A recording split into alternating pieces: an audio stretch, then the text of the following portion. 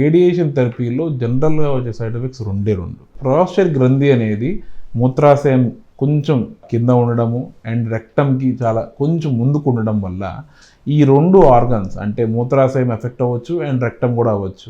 ఇంకా కొంచెం రిస్క్ ఉండడం వల్ల పేషెంట్ కొంచెము మూత్రానికి పోయేటప్పుడు అంటే యూరిన్ పాస్ చేసేటప్పుడు కొంచెం మంట రావడము, అది కూడా ఒక 3-4 నెలల వరకు ఉంటుంది, దాని తర్వాత తగ్గిపోతుంది. రెండోది బాత్రూమ్ వెళ్ళేటప్పుడు కొంచెం మోషన్స్ ఎక్కువగా అవడము, ఇది కూడా నేను చెప్పినట్టు 2-3 నెలలు తగ్గిపోతుంది. అండ్ లైఫ్ లాంగ్ చూసుకోవాల్సిన విషయం ఏంటి అంటే యాంటీ ఆక్సిడెంట్ రిచ్ ఫుడ్స్ తీసుకుంటూ ఉండడం చాలా ముఖ్యము.